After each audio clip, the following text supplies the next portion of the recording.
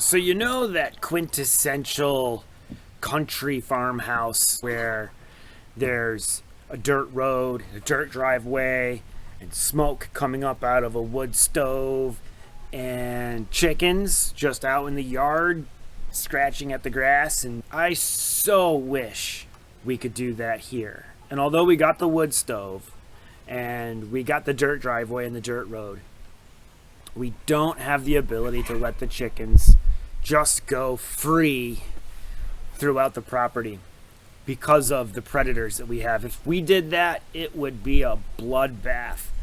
Now, I think Moose does a pretty good job at keeping like fox and coyotes and raccoons and things that are limited to being on the ground. Moose keeps them at bay, both by chasing them off, and also I think just his presence and his smell keeps a lot of those predators away from the chickens. But we have owls living here on our property, and we have hawks circling in the air above our property probably every day. I see them just about every day. So letting our chickens roam free range, truly free, is not going to happen here. But I think it's important for chickens to have grass under their feet and have bugs that they can find and enjoy. So we decided to make a movable chicken pen. And the idea of a chicken tractor, definitely not a new idea. It's new to me. I've never done it. I've always had a coop with a really big run, and they're free to go in and out of the coop and into the run, and I sort of let them out on special occasions onto the lawn. But the concept of the chicken tractor is that they're safe from predators, they're safe from the elements, they're not technically caged in, but they are confined to an area where predators can't get to them, yet it's movable. So every day you can pull it to a different part of the grass, and they can mow the lawn in that area. And while they mow the lawn, they're also fertilizing the lawn. When we moved here, we actually kind of decided that we weren't going to do this chicken tractor methodology because of how hilly it is here. And I just imagined myself breaking my back trying to pull a mobile chicken device around our yard in the hills and the bumps. And so I kind of wrote that idea off, and I was focusing my energy on the chicken coop and the chicken run. And as we were cleaning out the woods, that is where the chicken run is now, we discovered that that area was kind of where the previous owners just threw a bunch of junk, like a garage door and shelving and scraps of wood, scraps of steel, all kinds of random goodies. And so we had to clean that out to make the chicken run. And in the process of cleaning that out, we discovered this steel square tube welded together frame that I think it might have been a pickup truck ladder rack, maybe, or some kind of rack of some sort that somebody welded up and then later on left in the woods here. As soon as I saw this thing, a light bulb went off inside my head. That is the perfect footprint for a chicken tractor. And my attention deficit disorder immediately shifted my attention from the chicken coop that we were building to, you know what, maybe it's not such a bad idea to build a tractor. So I dove right into it. And here on the homestead, the goal is to reuse as much as we can.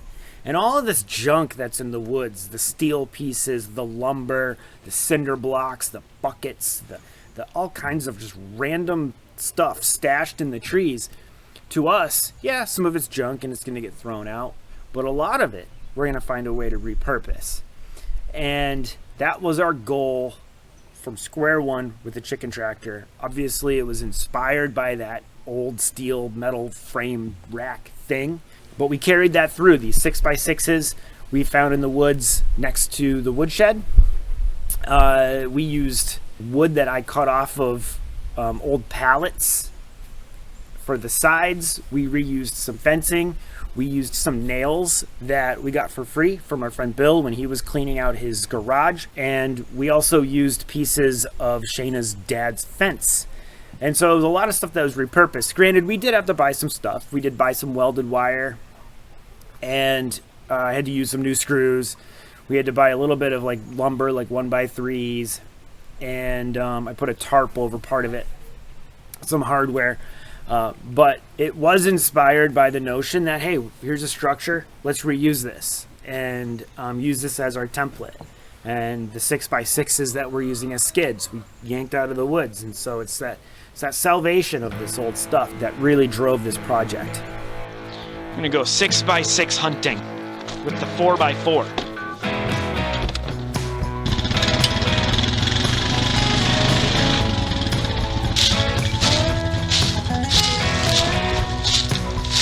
This bad Larry right here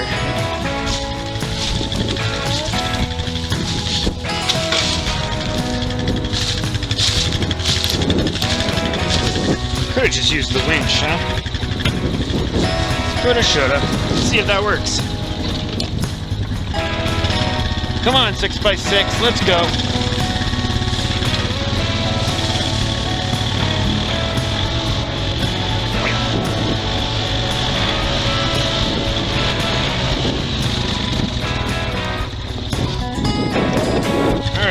Got one.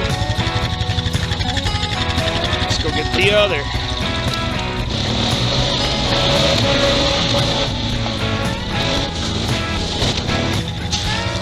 Ooh, it's heavy. And we're going uphill.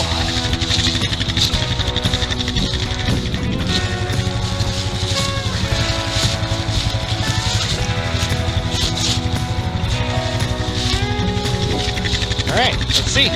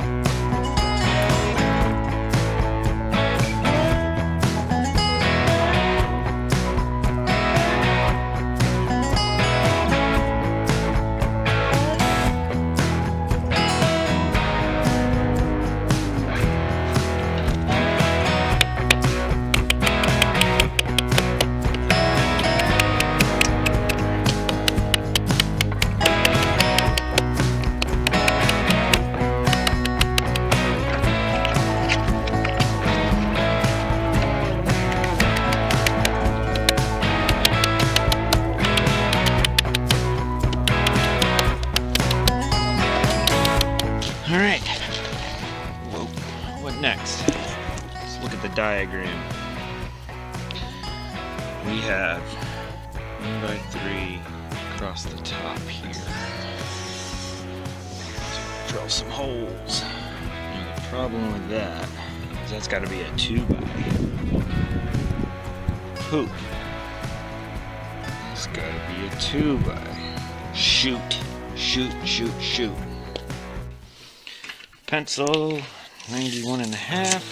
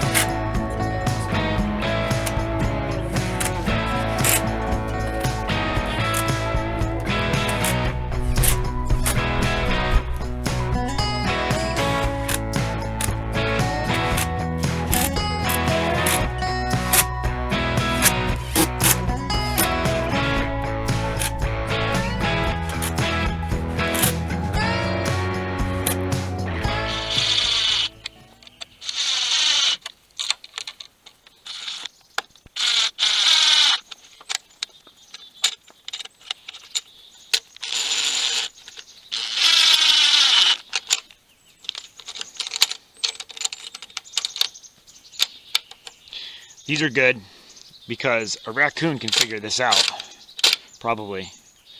But it's got this little hole here. So what we'll do is we'll find some small carabiners or something, even just a little nut and bolt or something. Multi-factor authentication. That's cool. Come back. I don't want you stuck into a car tire.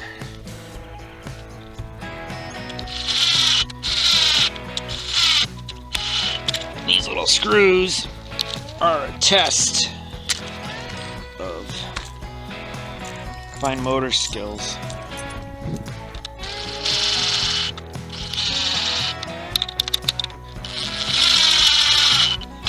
Of course, this goes right into a knot. Of course. There's one in every crowd.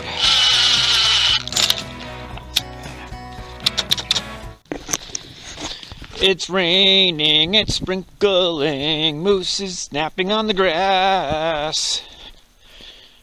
He went to bed with a tick on his head. Ooh, what do we have here? Critter proofing! Okay, here's what we're gonna do with this. Hoo-yah. First, we open it up. And then, we're gonna do our damnedest not to get cut by it. Huh. Okay.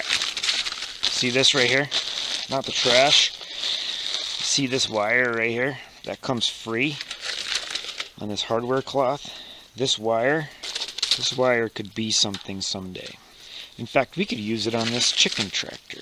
So we're gonna sort of be neat and tidy when we take this off. Why spend money buying mechanics wire when 20 feet of it come free with the purchase of hardware cloth? There's the end of it. Sheesh. That's a lot of it.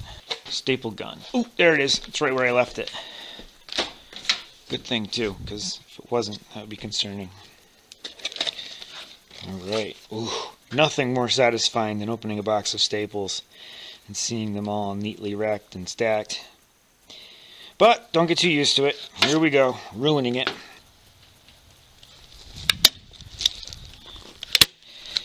Like that. We want a little more oomph. More oomph. And this has adjustable oomph.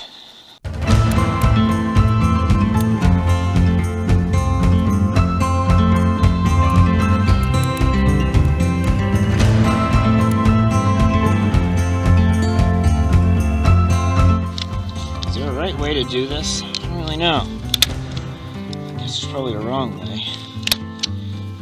I'll let you know in a few months what that is. It's probably this. Okay, raccoons, bring your staple remover.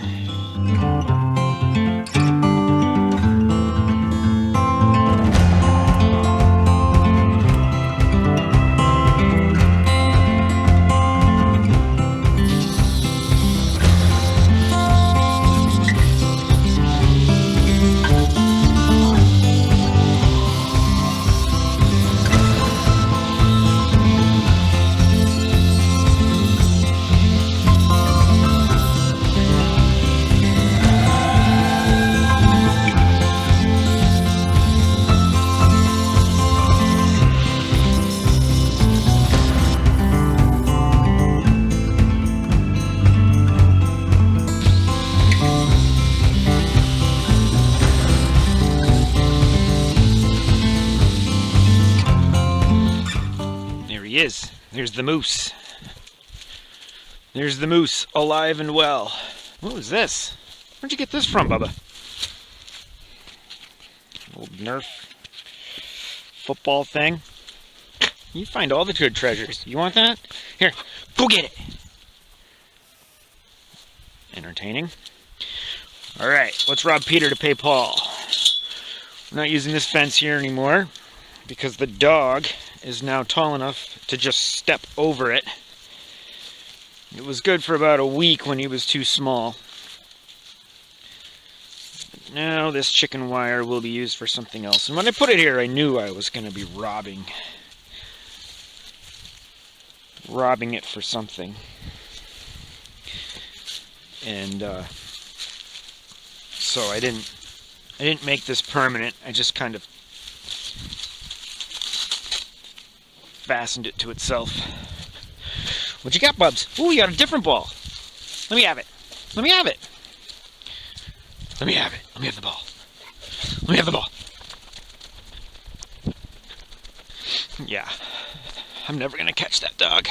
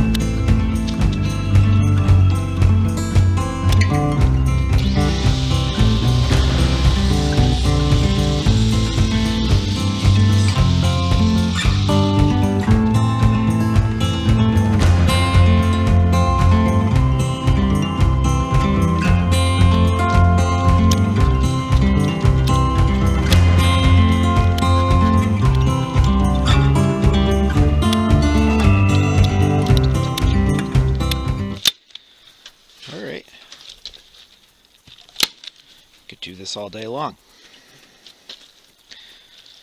but I won't.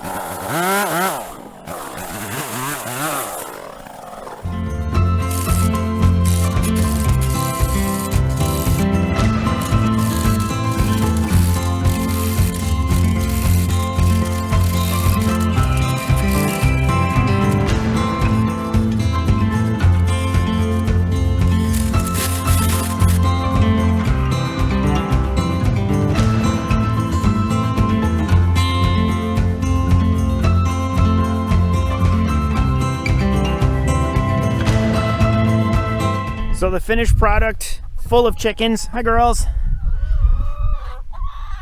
6x6 reused, repurposed skids. Rope that actually I got as a Christmas present. I found these little trailer pins at Tractor Supply to keep the raccoons out of being able to figure this out. It's the multi-factor authentication.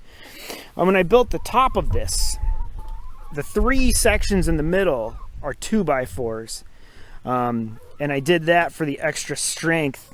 I have a water fountain and a feeder hanging off of that 2x4. So I wanted those to be as strong as a 2x4.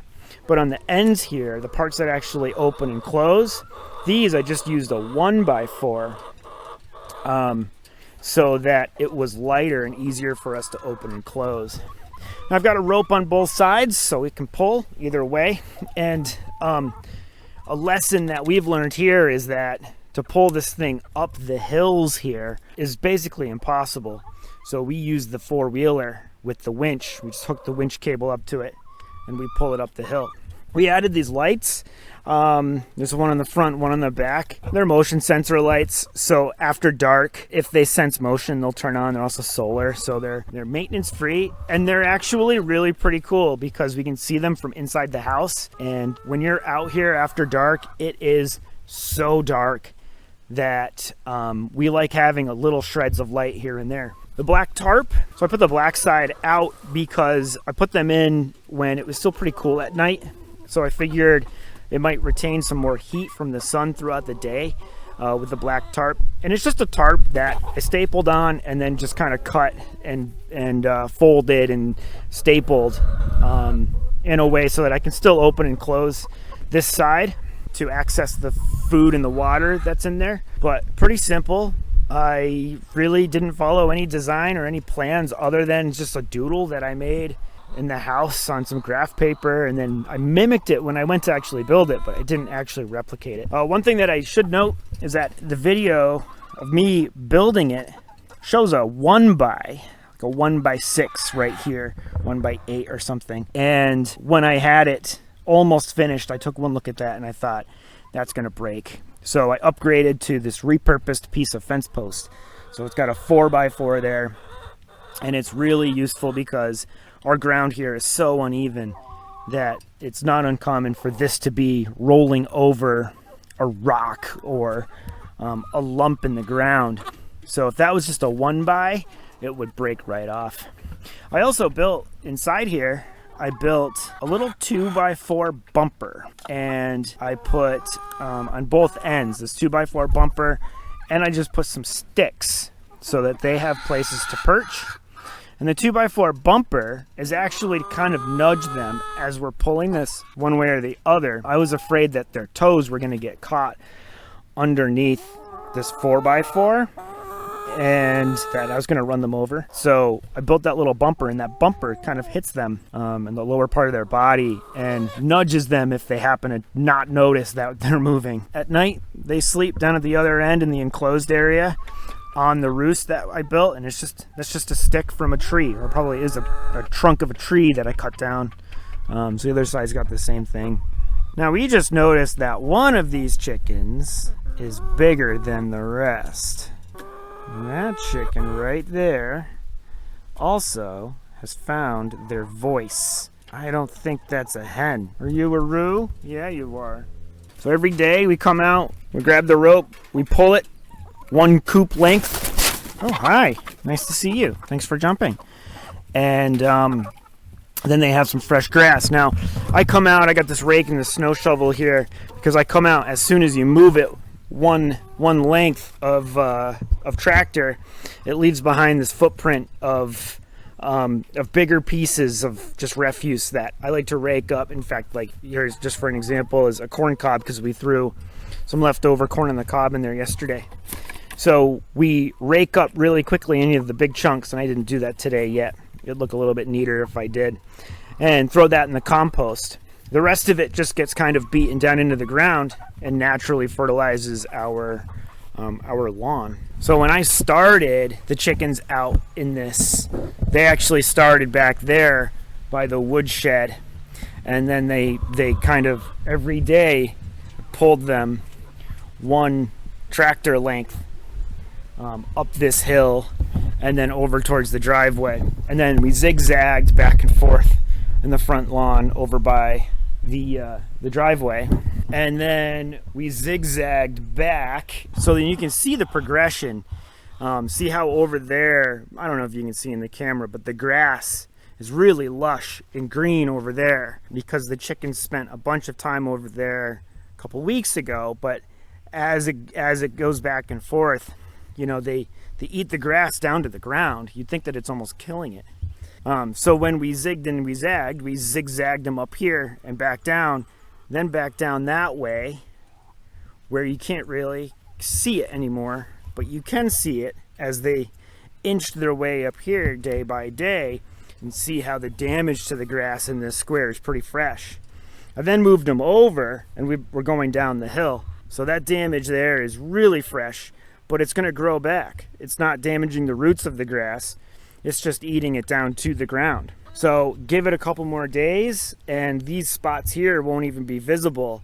These are going to be greener than they were before. It's really cool for us because the dirt here really isn't all that fertile. It's really clay-like, and there's a lot of rocks. But by adding this process, the chickens are adding nutrients to our dirt here in the lawn.